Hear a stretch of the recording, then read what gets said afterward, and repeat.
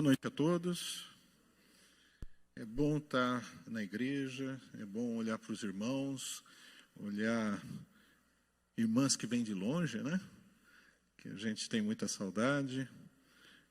E a igreja tem passado por tempos difíceis, como o pastor Rodrigo falou. Tempos em que o amor está esfriando, tempo em que a gente não pode compartilhar as nossas necessidades pessoalmente, mas Deus tem sido fiel, tem participado, e eu fico muito contente pelos que aqui estão hoje. Eu gostaria de começar com uma oração, antes de meditar na palavra de Deus. Nós vamos ter a mensagem, depois nós vamos ter a ceia do Senhor. Senhor Deus, nós te louvamos, nós reconhecemos que dependemos única e exclusivamente de Ti. Te agradecemos por termos um local para Te louvar, para Te adorar. Te agradecemos porque em tempos difíceis o Senhor tem dado uma igreja também que se moderniza, que consegue falar da Tua palavra via digital, Senhor. Te agradeço pelos que têm se prontificado a ser voluntários, a participar dessa difícil missão em tempos complexos, Senhor. Abra agora o nosso entendimento para a Tua palavra, que o Senhor nos instrua em sabedoria, nos instrua, Senhor, como devemos nos comportar neste mundo tenebroso, Senhor. Pedimos isso em nome de Jesus. Amém, Senhor. Se eu perguntar para a maioria das pessoas hoje que dia é amanhã, a maioria vai falar segunda-feira, não é isso? E o que significa segunda-feira? Também a resposta vai ser um feriado. Aí se você perguntar, feriado de quê? Aí o pessoal vai falar assim, esqueci. Eu acho que alguma coisa nacional.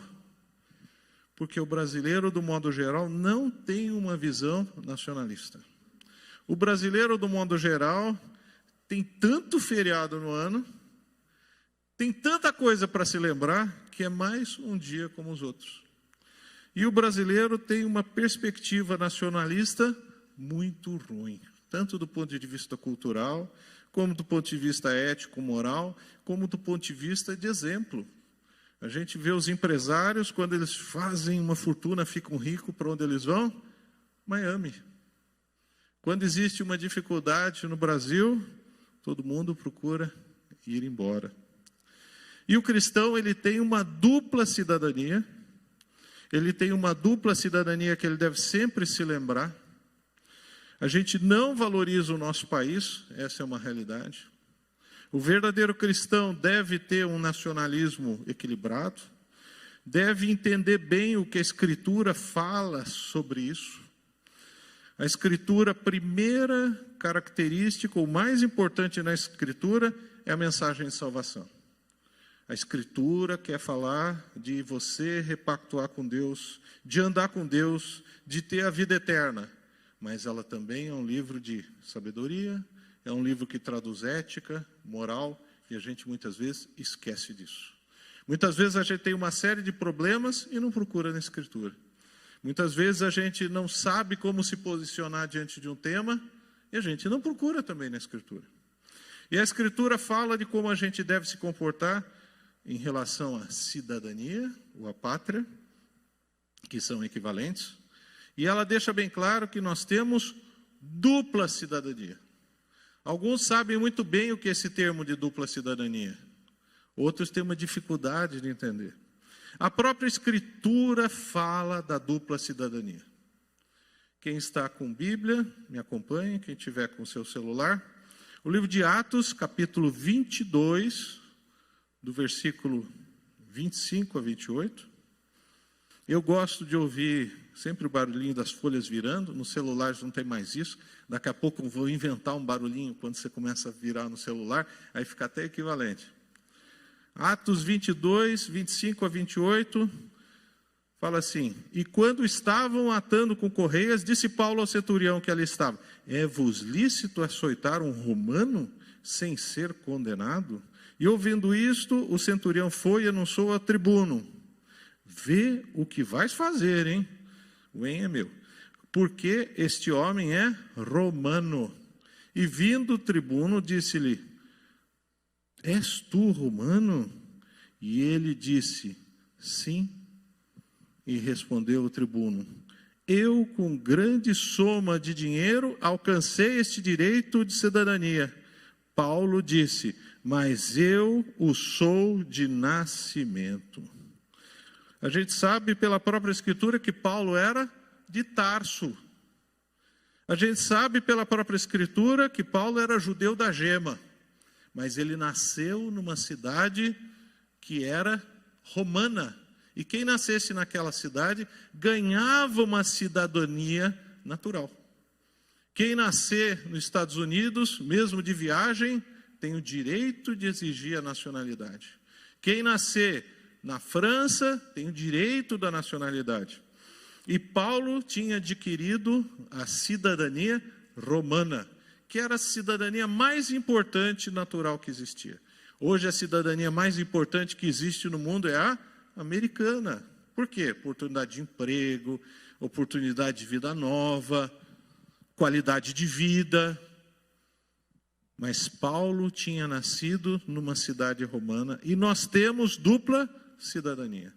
Nós temos uma cidadania da onde nós nascemos e nós temos uma cidadania celestial. Esse é o tema que a gente vai falar hoje, é o assunto que a gente vai falar. A primeira passagem central que eu queria trabalhar com vocês é Romanos 13, de 1 a 7, que fala da cidadania, do agir como cidadão, da necessidade que a gente tem de se posicionar dentro de um país como cidadão.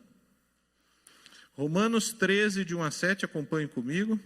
Toda a alma esteja sujeita às autoridades superiores. Quando Paulo está escrevendo isso, ele está respondendo a perguntas. Como que eu devo me comportar diante de um governante? Eu devo ficar ausente de participar de tudo? Existem grupos religiosos que não reconhecem a autoridade do Estado. Os Estados Unidos tem grupos que não pagam impostos. E a Constituição, como ela é liberal, ela permite isso, basta comprovar. Toda alma esteja sujeita às autoridades superiores, porque não há autoridade que não venha de Deus. E as autoridades que há foram ordenadas por Deus. Por isso, quem resiste à autoridade, resiste à ordem, ordenança de Deus. E os que resistem trarão sobre si mesmo a condenação. Cuidado, não é ideia de condenação para perder a salvação, não é nada disso. É que vai ser imputado que você não está agindo com sabedoria. Você não está agindo de uma maneira que é o melhor para você. Porque os juízes não são terror para as boas obras, mas para as más. Ele fala do reconhecimento de um executivo, reconhecimento do judiciário, e aqui no Brasil o judiciário está bem difícil, né? Quem acompanha, mas ele fala que a gente deve ser submisso. Porque os juízes não são terror para as boas obras, mas para as más. Queres tu, pois, não temer a autoridade? Faze-o bem, e terás louvor dela, a próprio magistrado, o próprio juiz, o próprio governante deve ter um bom testemunho do cristão. Porque ela é ministro de Deus para o teu bem. Mas se fizerdes o mal, teme, pois não traz debalde a espada, porque é ministro de Deus e vingador para castigar o que faz o mal. Portanto, é necessário que lhes estais sujeitos, não somente pelo castigo, mas também pela consciência. Sabedoria de Deus é consciência. A gente se torna consciente da vontade de Deus lendo a Escritura, orando, ministrando diretamente o Espírito Santo nas nossas vidas e pelo conselho de irmãos sábios. Por esta razão também pagais tributos. É gostoso pagar tributo? É gostoso pagar imposto? IPVA, IPTU, IP qualquer coisa? Se alguém falar que é gostoso, vai ter que procurar um psiquiatra. Porque não é nada bom. Por esta razão também pagais tributos, porque são ministros de Deus. Todos nós somos ministros de Deus? Somos sim. Todos nós devemos dar bom testemunho. Todos nós devemos estar engajados como cidadãos, porque nós temos uma cidadania terrena. Nós temos uma pátria, atendendo sempre a isto mesmo. Portanto, dai a cada um o que deveis. A quem tributo, tributo. A quem imposto, imposto. A quem temor, temor. A quem honra, honra. Nós devemos nos submeter às autoridades sem sombra de dúvida. Nós devemos ser cidadãos exemplares sem sombra de dúvida. Não fica somente restrito a esse questionamento, a essa orientação que Paulo está dando à igreja de Roma, que é uma igreja perseguida, que é uma igreja que passa por dificuldades, que é uma igreja madura, mas que tem no estado seu inimigo. Nós não estamos vivenciando agora uma situação que o Estado é inimigo da igreja. É lógico que a gente tem sempre algumas bobagens, né? Quem acompanha aí, teve um movimento para tirar a sigla AC e DC das escolas públicas do Estado. Alguém ouviu falar disso daí? Ah, que bom, igreja ligada. E adotar, daqui a pouco a gente adotava o calendário chinês, né? Porque o calendário ocidental estava querendo jogar para fora. E isso voltou para trás.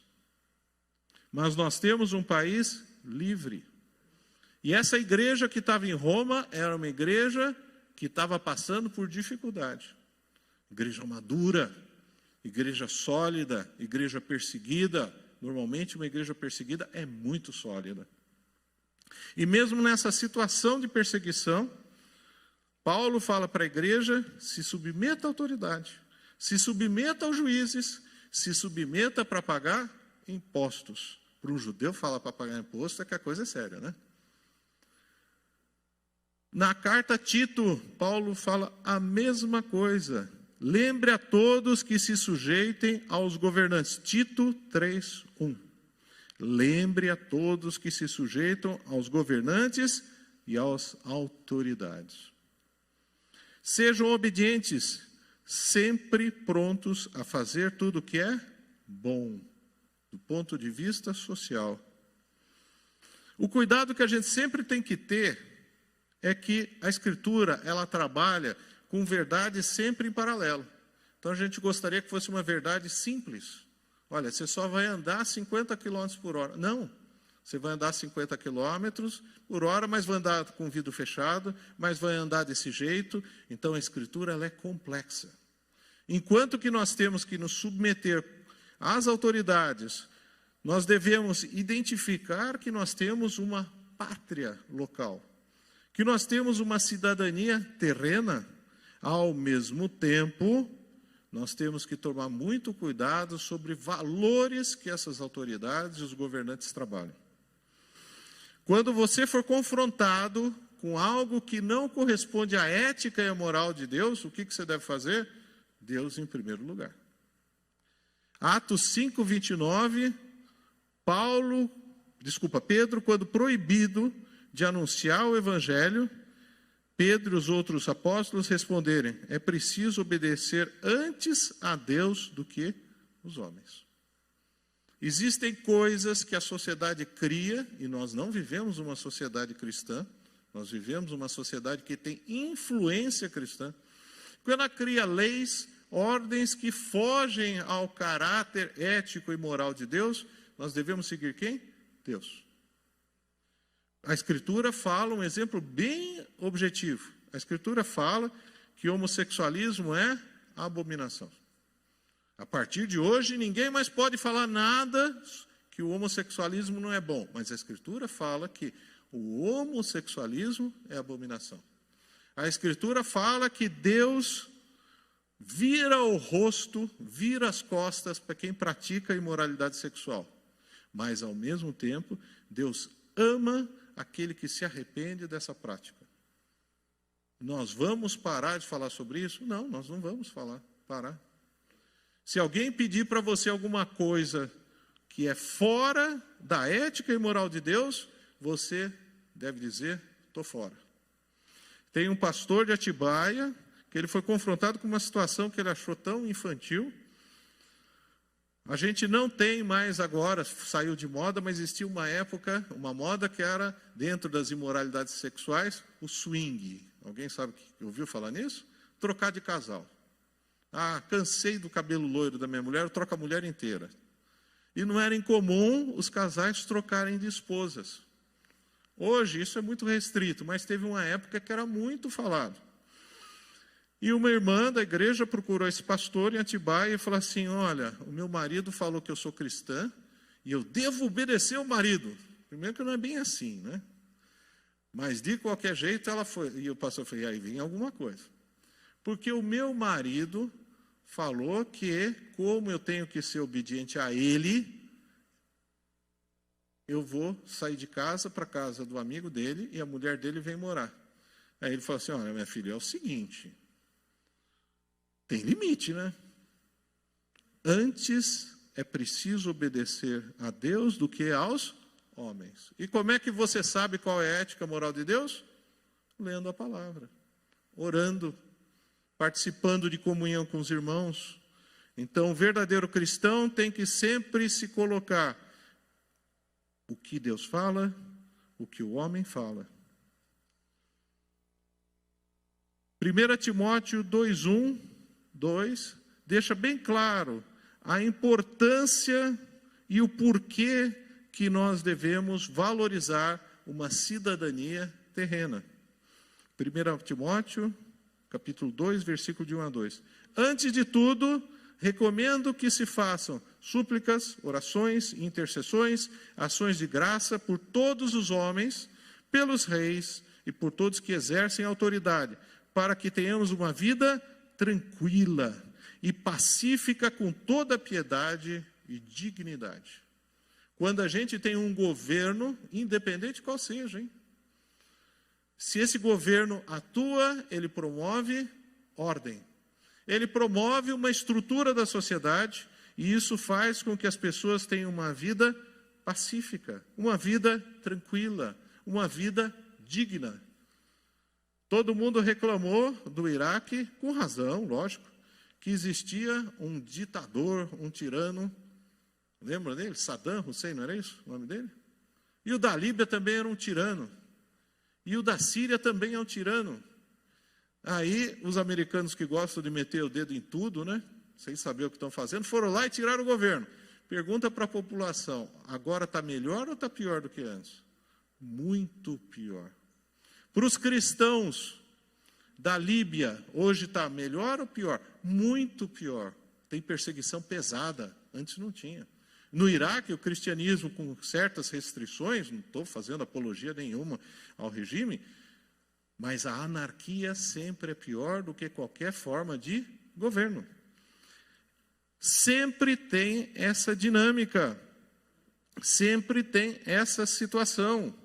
O livro de Juízes deixa bem claro que é uma época em Israel que cada um fazia o que bem entendia. Juízes 21, 25 fala isso. Cada um fazia o que bem lhe parecia aos seus olhos. Você imaginou uma sociedade que cada um faz o que bem entende? Dentro da igreja não funciona. Se cada um começar a fazer, você precisa de hierarquia, precisa de comando, precisa de determinações.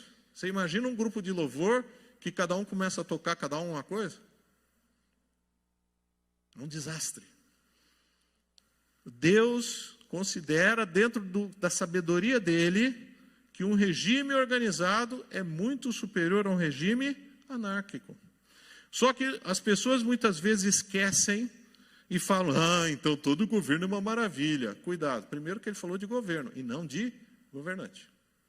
O verdadeiro cristão tem que entender a diferença de governo e governante.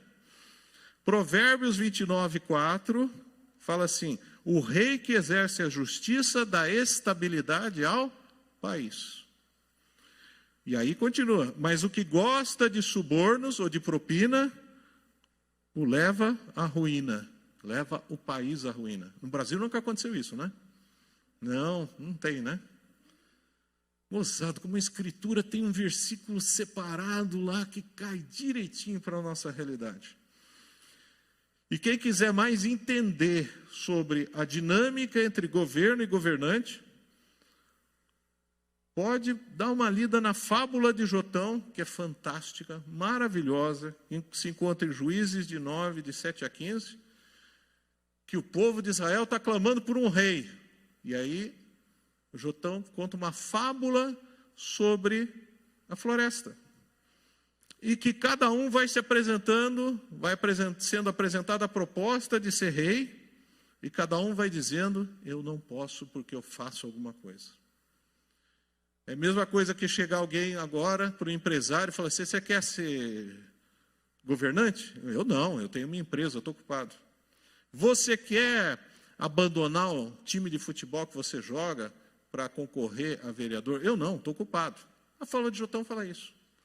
Até vai falando de um por um os elementos da natureza, da floresta, até que chega para o espinheiro e fala para o espinheiro, você quer ser rei? Sim, eu vou dar sombra para você. Espinheiro dá sombra? Governante dá sombra para alguém? E ainda o espinheiro ameaça, eu vou pôr fogo em tudo. Isso o governante faz. Então nós não podemos ter ilusões com o governante. E é muito interessante que dentro da sabedoria do Antigo Testamento, abram comigo em 1 Samuel, capítulo 8, versículo 11.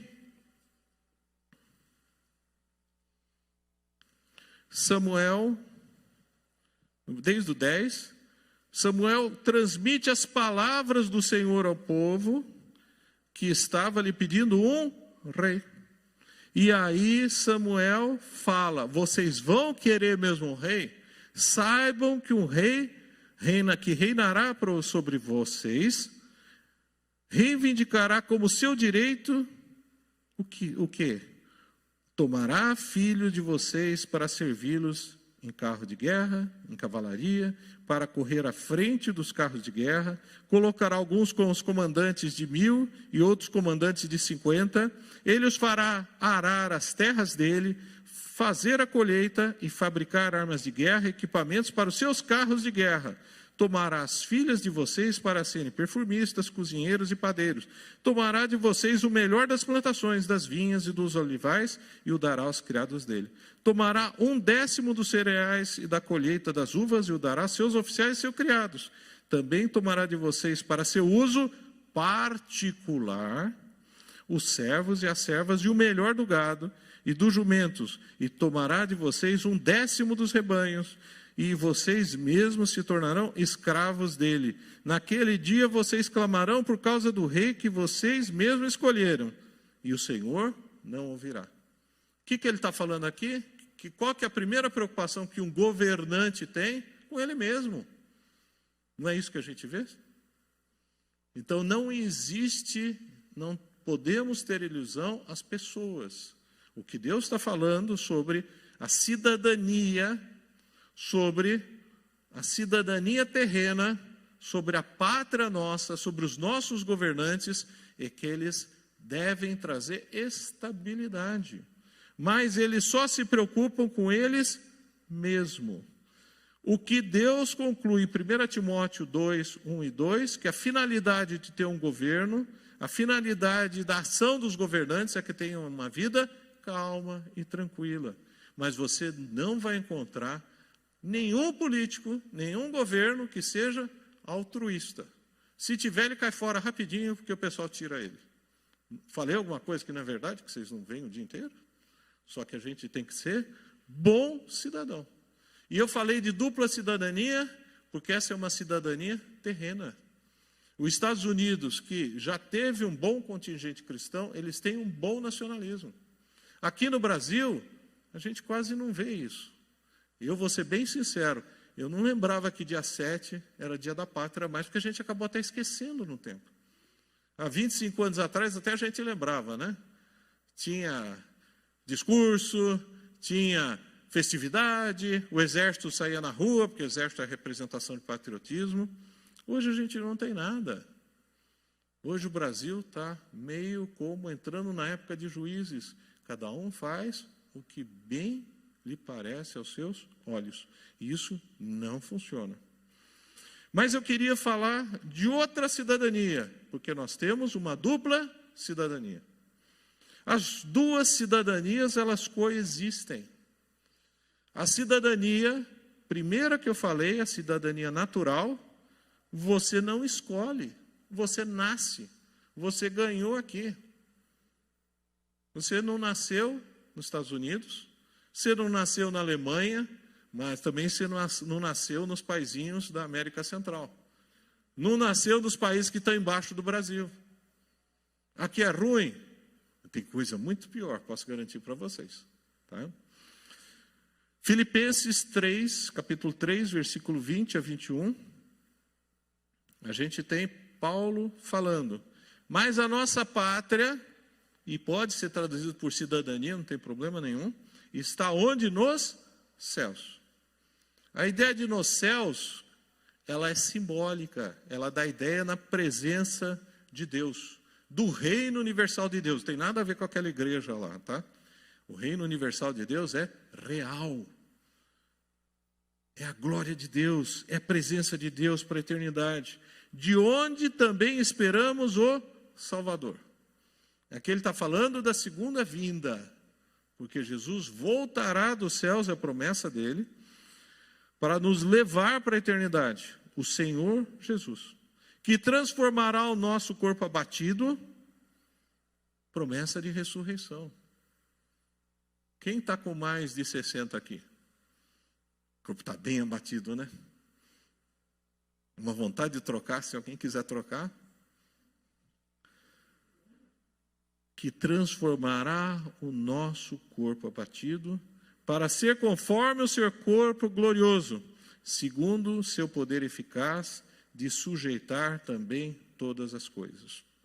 Paulo, na carta aos Filipenses, capítulo 3, versículo 20 e 21, ele está falando de cidadania celestial, ele está falando da segunda vinda de Jesus, ele está falando da promessa de ressurreição, e ele está falando também que Deus é a autoridade suprema, que Jesus Cristo é a autoridade suprema, acima de qualquer governante, qualquer presidente, qualquer senador, qualquer prefeito ou vereador, qualquer juiz, Deus é a autoridade suprema. Nós temos uma cidadania celestial que ela não é automática. Alguém aqui já nasceu com carimbo de ir para o céu? Às vezes eu escuto, não, mas nasci crente. Eu falo, então vai longe assim, né? Ninguém nasce cristão. Você tem que pleitear mediante o Pai, mediante Jesus Cristo. João capítulo 14, versículos de 1 a 3. João diz, não se turbe o vosso coração, não se engane, não seja enganado. Credes em Deus, crede também em mim. Jesus que está falando. Você crê em Deus? Crê em mim? Na casa de meu Pai há muitos morados. Tem lugar para todo mundo, desde que aceite Ele como Senhor e Salvador. Se não fosse assim, eu vou-lo teria dito. Vou preparar-vos lugar. Quando eu for e vos preparar lugar, e virei outra vez, e vos levarei para mim mesmo, para que onde eu estiver, estejais vós também. Promessa de Jesus. Promessa de Jesus que Ele tem um lugar para nós. Que Ele tem lugar para muita gente. Tem grupo religioso que fala que só tem 144 mil lugares. Já ouviram falar nisso, né? São falsas testemunhas de Jeová. Tá? Não é isso que Jesus está falando. Está falando que cabe um monte de gente. Parece, de vez em quando, casa de alguns que a gente conhece, né? Chega mais uma visita, chega mais outra, não tem sofá, vai no tapete, vai no chão, alguém pede um saco de dormir. Só que aqui, as moradas celestiais não é puxadinho, não. As moradas celestiais são coisa boa, de primeira linha. Isaías 65, capítulo 1, falando sobre a nossa cidadania celestial. O nosso país para a eternidade, ele fala, fui buscado dos que não perguntavam por mim. Fui achado daqueles que não me buscavam. Ele está falando para os judeus. Está falando que existia um povo que não era da nacionalidade judaica. A uma nação que não se chamava do meu nome, eu disse, eis-me aqui, eis-me aqui. Para o judeu nós somos chamados gentios, ou goim. Deus nos chamou para mansões celestiais. Deus nos chamou para uma cidadania celestial. Deus nos escolhe e nos chama para a vida eterna com Ele. 1 Pedro 2,9 diz também assim, vós, porém, são geração eleita. Aqui nós fomos todos eleitos por Deus. Sacerdócio real, nação santa. Povo exclusivo de Deus, com uma finalidade, cuidado, hein? Não é para ficar encostadinho aí, é gostosa a cadeira. Hoje não tem ar-condicionado, né? Mas normalmente tem ar-condicionado, agora com a pandemia não é muito prudente. Povo escolhido de Deus, para quê? Para anunciar as grandezas daquele que o chamou das trevas para a maravilhosa luz. 1 Pedro 2,9. E nós temos a esperança da segunda vinda. Esperança que Jesus volte porque Ele prometeu. Daqui a pouco nós vamos celebrar a ceia do Senhor. Alguns gostam de falar Santa Ceia, tanto faz. 1 Coríntios 11:26, porque todas as vezes que comerdes este pão e beberdes este cálice, anunciais a morte, ideia de passado do Senhor, até que Ele venha. Anuncia a segunda vinda. Então hoje é um momento muito particular, porque nós vamos estar celebrando a Santa Ceia, anunciando que Jesus volta. Nós temos esperança na segunda vinda. Nós temos esperança que Ele volte e nos leve como cidadãos da eternidade. E nós temos esperança na ressurreição. Quem está com o corpo cansado, com o corpo já dói o joelho, dói as costas, já começa a colocar prótese dentária, já começa a ter que fazer cirurgia, pôr estente aqui, pôr estente lá, porque o nosso corpo de nascimento, ele envelhece. Mas Jesus promete um corpo celestial junto com a cidadania. 1 Tessalonicenses 4, 13 a 14 fala assim, não quero, porém, irmãos, que sejais ignorantes. O cristão pode ser ignorante?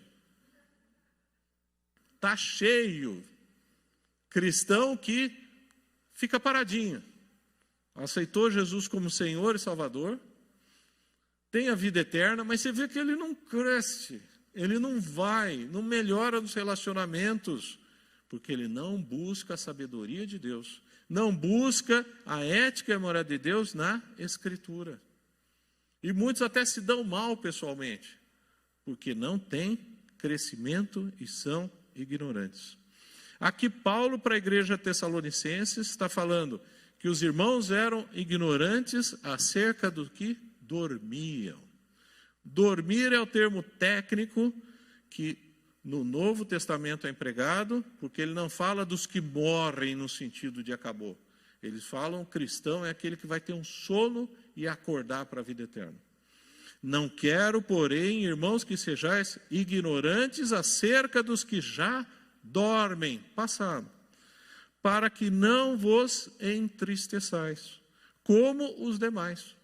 Tem um monte de gente por aí, quando vê a morte de frente, fica desesperado, fica histérico. A gente está vendo essa pandemia que está por aí, que parte é real, parte ampliada, parte negada. A primeira coisa que a epidemia matou foi a verdade de todos os lados. A gente tem visto muita pessoa que está em pânico, que está desesperado, e nós temos a certeza da salvação. A gente vê realmente, é bom ficar doente? Péssimo. Enfrentar a morte de frente? Péssimo. Mas a gente vê o verdadeiro cristão, quando ele passa num momento de sofrimento, ele mantém a esperança dele. Eu atendi há 10 anos atrás, uso esse testemunho até hoje. Eu já fui pastor auxiliar de igreja chinesa, e foi no consultório uma senhora chinesa, que eles queriam saber uma segunda opinião. Bem tranquilo, pessoal. Foi a senhora, os 2 filhos já de 30 e poucos anos, e veio lá uma ressonância de coluna com tumor em tudo quanto é canto ósseo. E aí eu falei, isso dói para valer. E ela, o tempo inteiro, ela falou assim, porque o Senhor tem me sustentado. Porque Deus está comigo. Ela não falava assim, ela falava assim, porque Deus está comigo, não. Mas o tempo inteiro, a consulta o tempo inteiro, ela ficou louvando a Deus porque ela estava sentindo a mão de Deus. E eu não tinha nada a fazer por ela. Todos os tratamentos ela já tinha feito. Ela falando isso, eu com vontade de chorar, porque eu sabia o que ela estava passando de sofrimento. E ela estava sentindo a mão de Deus. E a mão de Deus foi tão preciosa no caso dela, que o sofrimento dela durou pouco. Logo depois ela partiu para a eternidade. A gente só vê realmente quem tem esperança fundamentada quando passa por um problema. Porque ser gospel é fácil, né? Vamos comer pizza, é legal, olha que bonitinho, a música é boa, todo mundo fica pulando. Não estou falando que seja ruim, tá? Mas é legal. O ambiente da igreja é bom, o pessoal não fala palavrão, fala pouco, né? Dependendo da igreja, né? Mas, literalmente, a gente vê quem se apoia na esperança, na rocha que é Jesus Cristo, no problema da tribulação. Não quero, porém, irmãos, que sejais ignorantes acerca dos que já dormem, para que não vos entristeçais como os demais, que não têm esperança. Nós temos esperança na segunda vinda, nós temos esperança na ressurreição, porque nós temos uma cidadania celestial. Porque se cremos que Jesus morreu e ressuscitou, quem crê nisso? Ninguém. Opa, que bracinho, todo mundo com braço de jacaré, ninguém levanta, né? O pessoal do tênis que fala, você está jogando igual jacaré, só faz assim. Se Jesus voltasse hoje e falasse, quem vai para o céu? Você ia fazer assim ou levantar? Levantar. Porque se cremos que Jesus morreu e ressuscitou, assim também aos que em Jesus dormem. É a promessa que Jesus fez e ela é ratificada pelo testemunho de Paulo na igreja a Tessalônica. Deus os tomará a trazer com ele. Deus os tornará a trazer com ele. Esperança na ressurreição.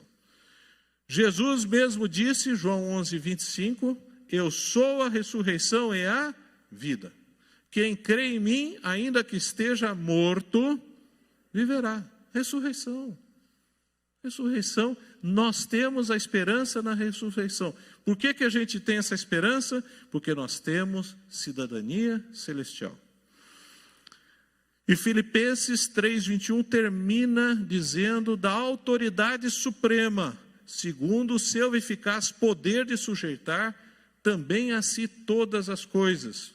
Atos 17:24 fala, o Deus que fez o mundo, Deus Criador, e tudo que nele há, Deus Criador, sendo o Senhor do céu e da terra, Ele domina sobre tudo e sobre todos, não habita em templos feitos por mãos de homens. O nosso Deus é a autoridade máxima e suprema. Eu queria terminar com vocês, deixando bem claro que nós temos cidadania dupla. E o cristão tem que ser um cidadão completo. O cidadão exemplar. O cidadão que tem dupla nacionalidade. Quando vocês nascem, vocês podem pedir esse passaporte verde, que é o passaporte brasileiro. Todos vocês têm direito. Agora, passaporte que a gente considera de melhor qualidade, esse daqui é passaporte do mercado comum europeu. Você tem que pleitear a sua segunda nacionalidade. Nós pleiteamos e tivemos a garantia da salvação, tivemos a garantia de Deus, nós tivemos a resposta de Deus e nós somos cidadãos completos. Nós temos uma perna no mundo e uma perna como cidadão celestial. Não quer dizer no mundo que eu goste do mundo. Quer dizer que eu assumo as responsabilidades como cidadão terreno. A indicação de nós sermos cidadãos terrenos é essencialmente como testemunha. Como eu falei para vocês, os governos devem existir para que nós tenhamos paz, que nós tenhamos ordem, que nós possamos ficar com as portas abertas da igreja. Porque se fosse uma anarquia, ia ser tiroteio para tudo quanto é canto. O pastor Rodrigo, infelizmente, tem experiência da anarquia do Rio de Janeiro. Porque lá passou momentos muito difíceis. Dependendo do lugar, eu já passei por isso, que eu ia muito para o Rio, Duque de Caxias, o motorista errou, pegou uma rua paralela da avenida, era do pessoal todo armado lá. O cara ia com o rádio falando, por que você está aqui? Não atira não, o burro errou o caminho. E o outro que estava comigo já baixou no banco. Anarquia. Falta de segurança. Nós nascemos com a cidadania brasileira, mas não com a cidadania celestial. A cidadania celestial, ela é adquirida. Se você ainda não tem essa cidadania celestial, é fácil. Quem aqui pleiteou a segunda cidadania? Ninguém. Dá uma dor de cabeça chata, né? Quando você não nasce com o direito, é documento daqui, é documento de lá, é testemunha, é não sei o quê. Para você adquirir a cidadania de Deus, a cidadania celestial, a cidadania para a vida eterna, João 3,36 fala, aquele que crê no Filho tem a vida eterna. É tão fácil. Nem paga taxa. Olha só. Paga taxa nenhuma. Mas aquele que não crê no Filho não verá a vida. Mas a ira de Deus permanece sobre ele. Amanhã é dia de quê amanhã? Dia de feira? Dia da pátria. A gente tem que fazer uma reflexão sobre Deus nos deu uma pátria. Terrena, natural. Deu uma pátria para que nós pudéssemos ter uma vida tranquila. É passageira? É. Nós somos finitos? Somos. Queremos morrer hoje? Quem quer morrer hoje? Ninguém. Porque Deus tem dado uma vida boa. Deus tem dado alegria, felicidade. Deus tem colocado metas nas nossas vidas. E eu só queria terminar com um versículo, acho que resume muito o que a gente tem que olhar para a nossa pátria. Tem que olhar para a nossa cidadania natural. 2 Crônicas 7,14 é um versículo muito chave, muito conhecido, e fala, e se meu povo que se chama pelo meu nome, nós somos o povo de Deus. Nós somos povo escolhido. Se humilhar, a humilhação que ele está dizendo aqui é reconhecer que nós precisamos de Deus nas nossas vidas para todos os momentos. E orar, e buscar a minha face. Existe oração que não busca Deus? Está cheio por aí. Está cheio de oração mecânica que não está procurando Deus, está procurando mais satisfazer a si mesmo. E se converter dos maus caminhos, cristão anda em mau caminho?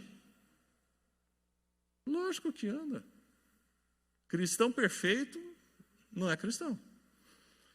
Então eu ouvirei dos céus e perdoarei os seus pecados e sararei a sua terra, a sua nação, a sua pátria. Uma igreja que ora pouco pela pátria, uma igreja que participa pouco da pátria, uma igreja que testemunha pouco os valores éticos e morais de Deus, depois não pode reclamar que a gente vira uma república bolivariana ou qualquer outra coisa aí estranha. Nós temos uma responsabilidade, porque nós temos dupla cidadania. Eu vou terminar com uma oração, depois nós vamos para a ceia do Senhor, que é um momento todo especial. Curva sua cabeça, quem está acompanhando também pela internet.